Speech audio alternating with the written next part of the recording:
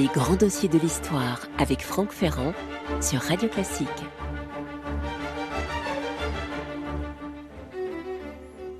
Le froid et le silence. Nous sommes à Saint-Pétersbourg dans la nuit du 24 au 25 novembre 1741. La ville est glaciale, une masse sombre s'avance. Ce sont 300 hommes qui appartiennent au régiment Preobrajenski. C'est le plus ancien, l'un des plus prestigieux régiments de la garde impériale russe. Ils sont là qui font crisser leurs bottes dans la neige. Au milieu d'eux, une femme enveloppée dans un manteau clair. Dans sa main droite, elle tient une croix en argent et elle avance d'un pas décidé. Peut-être qu'en quelque sorte, elle est troublée en ce moment, mais elle ne le montre pas. Elle sait très bien que si elle échoue, c'est probablement la mort qui l'attend. Deux sergents la rattrapent de justesse au moment où elle est en train de glisser. Elle en rit elle-même. Elle est si lourde avec cette cuirasse qu'elle doit porter sous sa robe. Quelques instants plus tôt, à la caserne des Preobrajenski, la jeune femme en question, elle a 32 ans. Elle avait devant elle rassemblé les soldats, elle a levé sa croix, elle a découvert sa cuirasse et d'une voix ferme, voilà les mots qu'elle a prononcés. « Qui voulez-vous servir fidèlement ? Moi, la souveraine naturelle, ou ceux qui ont volé mon héritage ?» Le silence s'est fait et puis, un à un, on a vu s'agenouiller les soldats, on les a vus prêter serment, embrassant ses mains, embrassant la croix. Tous, à cet instant, ont su qu'ils engageaient leur vie autant que la sienne. Et maintenant, ils marchent d'un pas résolu vers le premier palais d'hiver qui a été bâti par le père de cette jeune femme, par le tsar Pierre le Grand, bâti 3 décennies plus tôt. D'ailleurs, comme toute la ville de Pierre, cette ville de Saint-Pétersbourg. Le vent venu de la Neva, ce vent de nord, coupe le visage, personne ne parle, et bientôt, les voilà donc devant le palais. Ils vont entrer sans résistance, sans qu'aucun coup de feu ne soit tiré, monter les escaliers d'un pas vif, ouvrir brusquement la porte où dorment la régente, Anna Léopoldovna, et son mari, le duc de Brunswick. Élisabeth s'avance, elle dit simplement « Ma sœur, il est temps de se lever ». Sœur, vous avez bien compris que c'est une formule de politesse. En réalité, si l'on cherche qui est Anna Léopoldovna, c'est seulement une petite cousine d'Élisabeth. Quant à Brunswick, il cherche bien sûr une arme pour se défendre, mais s'il n'a rien là vraiment à sa portée, il est saisi, il est emmené avec sa femme dans une maison bien gardée, tandis que les ministres vont prendre le chemin de la grande prison, la forteresse Pierre et Paul, juste au nord, là, sur l'île. Fait rarissime en Russie, aucune goutte de sang n'a été versée. Même les domestiques observent la scène dans un silence incrédule. Le calme de cette scène presque irréelle dit à lui seul combien la régente était isolée, combien l'État à la tête duquel elle essayait de se maintenir était en vérité fragilisé. Tout ça se fait comme si c'était l'évidence qui se produisait. Et dans une pièce voisine, Élisabeth prend le fils d'Anna, le petit tsar Ivan VI. Elle le prend dans ses bras, il a même pas 1 an. Elle lui dit « Mon pauvre enfant, tu es innocent, mais tes parents, eux, sont coupables. » Et puis, elle s'agenouille devant une icône, elle prie, elle se relève, elle quitte le palais pour regagner sa résidence, qui est le palais d'été. Il est 1h du matin à ce moment-là, et dans les rues glacées, ça y est déjà, la rumeur court, le sang de Pierre le Grand est de retour sur le trône. Celle qui a pris le pouvoir, c'est Élisabeth Petrovna. Franck Ferrand sur Radio Classique. Au matin du 25 novembre 1741, quand Saint-Pétersbourg découvre qu'Élisabeth Petrovna a renversé la régence sans avoir à verser une seule goutte de sang, la question qui s'impose est la suivante. Comment est-ce que la fille de Pierre le Grand, qui a été tenue à distance du trône pendant 20 ans, comment est-ce qu'en une seule nuit, elle a réussi à renverser ce régime ? Et la réponse se trouve dans la disparition de Pierre le Grand en 1725. Vous voyez que là, on est en 1741. La Russie, depuis, est une sorte de grand navire à la dérive. 3 dirigeants se sont succédés en 15 ans. Catherine Ier, d'abord, vous savez, cette femme extraordinaire, l'ancienne cuisinière du Père le Grand, puis Pierre II, et donc Anna Ivanovna. aucun d'eux n'a l'envergure du grand tsar Pierre, du grand réformateur disparu. Et pour illustrer cette déconfiture, l'impératrice Anna a choisi pour héritier un nouveau-né, donc Ivan VI, qui est le fils de sa nièce Anna Léopoldovna, qui à 22 ans devient donc régente, qui ne gouverne pas, qui passe ses journées à jouer aux cartes et à paresser dans son lit. Pendant ce temps, l'administration est complètement paralysée, l'armée s'impatiente, la noblesse russe étouffe sous l'influence allemande qui s'est installée au sommet de l'État, car vraiment tous ceux qui règnent là sont des germanophiles, des gens très proches du régime prussien. Le trône en réalité est vide, le souvenir de la fille de Pierre le Grand se fait de plus en plus vif et c'est elle qu'on appelle au pouvoir. Il faut quand même vous dire qu'à la mort de son père, elle avait 16 ans, Elisabeth Petrovna, tout normalement la désignait pour le trône. Elle aurait dû jouer un rôle essentiel. Elle était née donc en 1709, alors que ses parents n'étaient pas encore mariés, ce qui fait qu'elle est née enfant illégitime.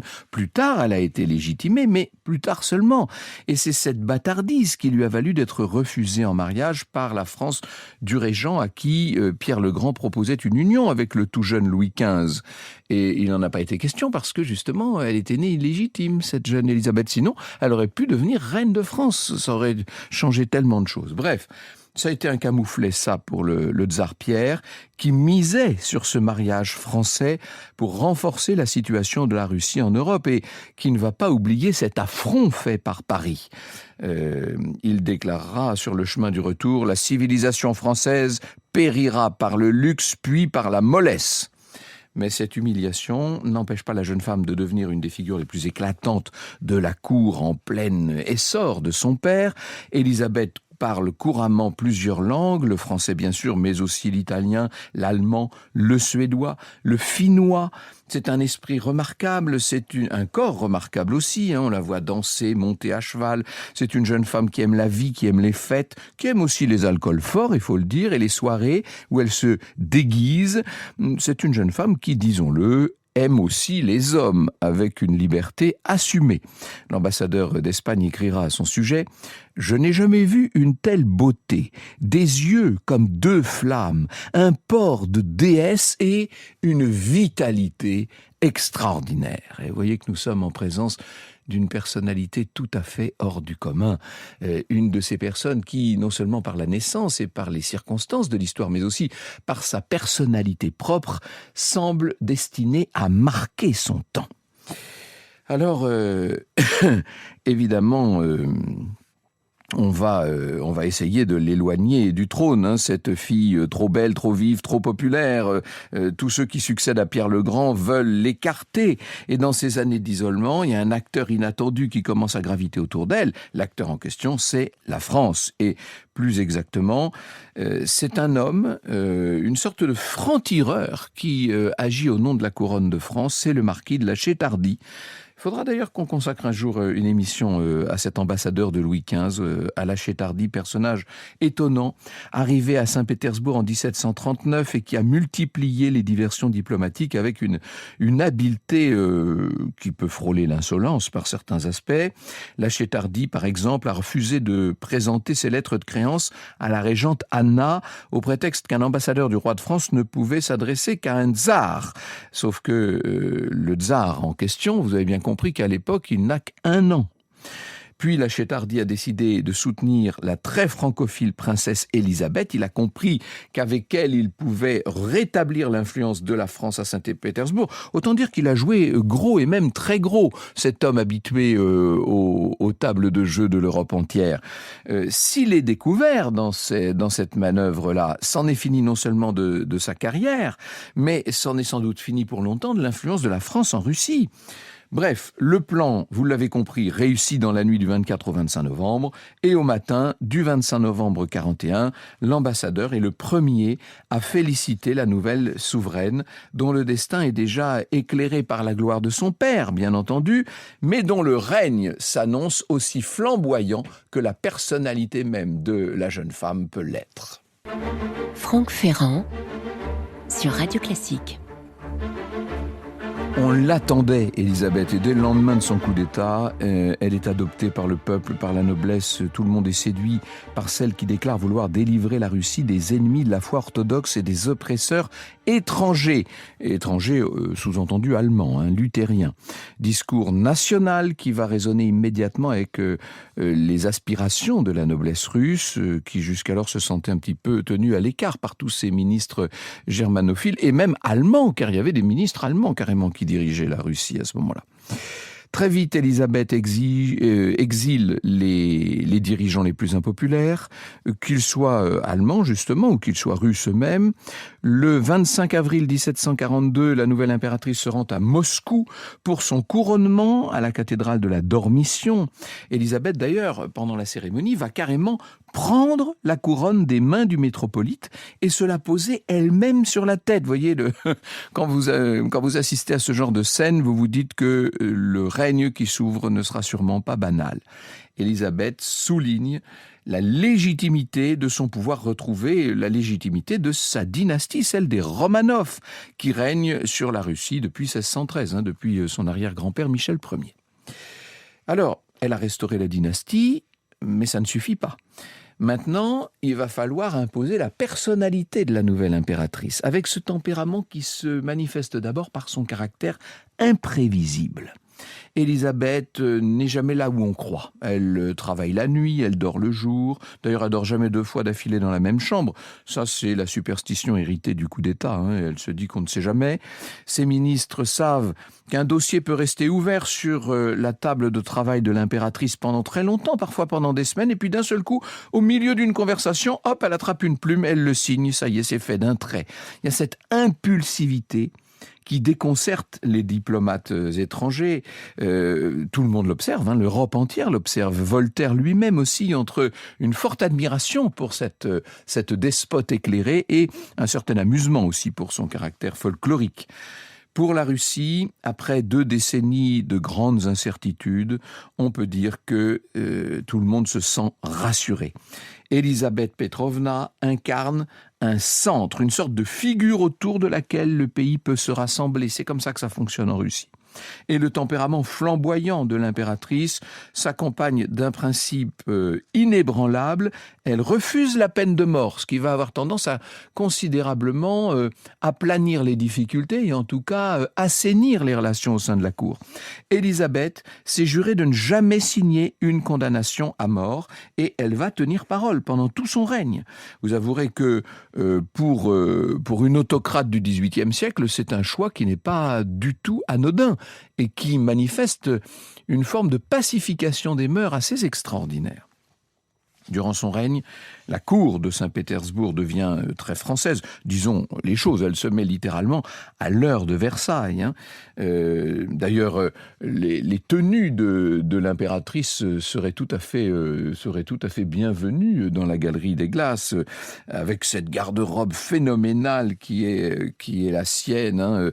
On dit qu'il y a dans la garde-robe de l'impératrice probablement 4000 robes. En fait, pour le vérifier, il suffit de prendre l'inventaire de ce qui s'est passé à l'occasion d'un incendie. Bref, les robes en question avec leur broderie d'or et d'argent vont flamber, mais peu importe, on reconstitue cette collection et à la fin, à la mort de l'impératrice, on dit que elle possédait près de 15 000, je dis bien 15 000 robes, une espèce de démesure qui fait penser à certaines épouses de dictateurs du XXe et du XXIe siècle. Franck Ferrand sur Radio Classique. Il n'empêche qu'Élisabeth Petrovna tient bon, tient ferme. En 20 ans de règne, elle a remis en mouvement cet empire qui semblait vraiment s'essouffler après la mort de son père Pierre le Grand. Sous son autorité, Saint-Pétersbourg n'est plus cette capitale inachevée dont on commençait à sourire. Les quais sont consolidés et élargis.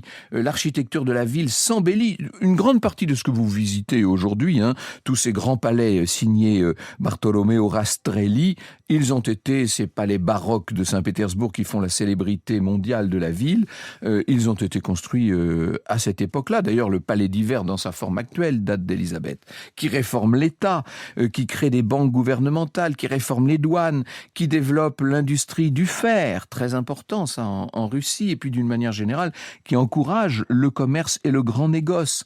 L'impératrice soutient également les arts. Il y a énormément de grands peintres, de grands sculpteurs qui vont accourir à sa cour. D'ailleurs, en 1757, elle fonde une académie des beaux-arts. Elle protège et promeut une figure majeure qui est le fameux Mikhaïl Lomonosov, génie aux talents multiples, qui est un peu le Léonard de Vinci russe, auquel elle confie la fondation de l'université de Moscou. Et puis, à l'extérieur, non contente d'avoir vaincu la Suède en 1743, et c'est très important parce que ça modifie complètement l'équilibre du nord de l'Europe, elle parvient à remporter pas mal de victoires sur son ennemi allemand. Et pendant la guerre de 7 ans, elle va littéralement humilier la Prusse de Frédéric II, qui connaîtra sa pire défaite. Et on voit même des troupes russes qui se mettent à occuper Berlin. Élisabeth a chassé les Allemands de son entourage. Désormais, elle s'en va les humilier chez eux. Le roi bouillant, comme elle le surnomme, n'oubliera jamais cet affront Frédéric II. Le grand Frédéric qui va voir dans la Russie son ennemi intime et total. Cette énergie, le goût de la fête de l'impératrice, c'est les excès qu'elle multiplie, tout ça la rattrape, et dès le milieu des années 1750, elle est victime. D'abord, elle a changé de taille, il a fallu élargir les robes, elle est sujette à toutes sortes d'évanouissements, d'œdème, de paralysie, elle refuse les médecins, elle passe maintenant des heures à se maquiller pour essayer de masquer l'état terrible dans lequel elle a fini par être, et elle refuse, elle interdit qu'on prononce devant elle non seulement le mot mort, mais tout ce qui pourrait faire allusion à la mort, aux enterrements, etc. C'est banni de la cour. Et elle règne comme elle peut. Elle s'accroche, disons-le, à un pouvoir qui devient un peu vacillant sur la fin. Et le 25 décembre, le jour de Noël 1761, après une dernière attaque, Elisabeth Petrovna va s'éteindre. Elle n'avait que 52 ans, mais honnêtement, on aurait pu lui donner davantage. Vous imaginez le soulagement à Berlin. Frédéric II, délivré de cet ennemi qui avait envahi son royaume, va écrire des mots glacés. « Morte la bête !» Mort le venin, écrit-il, vous imaginez. Et c'est vrai que pour lui, ça va tout changer. Si l'impératrice Élisabeth n'était pas morte en 1761, il est probable que la dynastie prussienne se serait effondrée et on ne sait pas ce qu'il serait advenu de la suite de l'histoire de l'Europe. Mais enfin voilà, c'est comme ça. La Russie va se souvenir, elle, d'autre chose, de cette souveraine hors du commun, sensible, excessive, généreuse, qui riait fort, qui s'habillait comme une chanteuse d'opéra, qui était un personnage extraordinaire, qui avait su restaurer la dignité du pays, l'éclat des Romanov, qui avait renforcé le pays dans toutes ses dimensions juridiques, commerciales, etc. Et elle était la très digne héritière du grand tsar Pierre. Et après elle, vous savez que le pouvoir va passer à son neveu Pierre III, qui, comme par hasard, est un Allemand, germanophile convaincu, qui va bientôt être détesté des Russes et qui va régner très peu de temps sur la Russie, 6 mois seulement, avant d'être renversé par une certaine Catherine, la Catherine II, qui hérite, grâce à Élisabeth, d'une Russie en pleine ascension artistique, militaire, diplomatique, économique, etc., et qui va savoir faire fructifier l'héritage de la tsarine Élisabeth. Et c'est la tsarine Élisabeth qui avait su reconnaître dans cette petite princesse allemande quelqu'un qui pourrait un jour peut-être lui succéder. C'est exactement ce qui va se passer. Ce qui veut dire qu'il y aura eu non pas une grande impératrice dans la Russie du XVIIIe siècle, mais 2 après Élisabeth, Catherine. Aujourd'hui, Élisabeth Ier repose bien sûr dans la cathédrale Pierre et Paul de Saint-Pétersbourg, à quelques pas de son père. J'allais dire de son Pierre, oui, de son père Pierre. Si l'histoire a peut-être un petit peu trop relégué le nom d'Élisabeth dans l'ombre de Pierre le Grand, elle en a fait une sorte de préfiguration de ce que sera Catherine II. En vérité, son règne a été extrêmement important. C'est elle qui a consolidé l'héritage de son père et c'est elle qui a formé le socle du pouvoir de Catherine. Sans Élisabeth, il est probable que l'immense puissance russe serait restée une puissance secondaire.